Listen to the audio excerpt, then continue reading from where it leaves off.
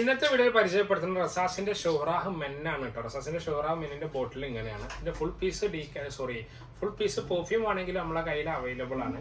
ഞാൻ കാര്യമായി പരിചയപ്പെടുത്താൻ വന്നത് അതിന്റെ ഓയിലാണ്. അതിന്റെ ഓയിൽ വരുന്ന കണ്ടില്ല, ഇങ്ങനത്തെ ഒരു യെല്ലോ ഷെയ്ഡിലാണ്.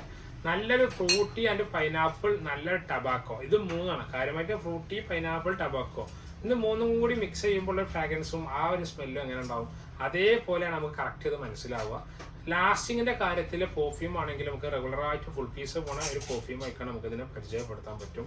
ഒരു ഓഫീസ് പർപ്പസിനാണ് കാര്യമായി നമ്മൾ ഇതിന് പറയണത് കേട്ടോ. കാരണം എന്താ വെച്ചാൽ ഒരു 6 hourന്റെ അടുത്ത് 5 hourന്റെ മുകൾക്ക് ഷുവറായിട്ട് ലാസ്റ്റിങ് ഒറിജിനൽ പെർഫ്യൂമിനുണ്ട്. അതേ ലാസ്റ്റിങ് അത്ര തന്നെ കുറച്ച് കുറവാണെങ്കിലും സ്മെല്ല് പക്കയാണ്. പക്ഷെ ലാസ്റ്റിങ്ങിന്റെ കാര്യത്തിൽ കുറച്ച് കുറവുണ്ടെങ്കിലും ഓയിലിനുണ്ട്. ഓയിൽ 3 ml ചാർജ് ചെയ്യുന്നത് 120 രൂപയാണ്. നല്ല ക്വാളിറ്റി ഉള്ള ഓയിൽ പോലെ എനിക്ക് ഇതിന്റെ ഓയിലിനെ പൊതുവെ തോന്നിയിട്ടുണ്ട്.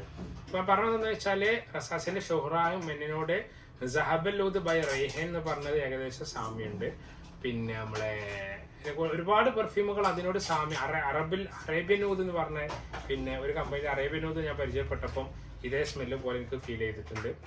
പിന്നെ ഷായൂദ്, ഇതൊക്കെ ഏകദേശം റസാസി ഷോറാനോട് ചെറിയ ചെറിയ സ്മെല്ലുണ്ട്. നമ്മൾ ഷായൂദ് തന്നെ ആണെങ്കിൽ പിന്നെ അതിന്റെ ആ സ്മെല്ല് ഏകദേശം നമുക്ക് സാമ്യമുള്ള പോലെ ഫീൽ ചെയ്യുന്നുണ്ട്.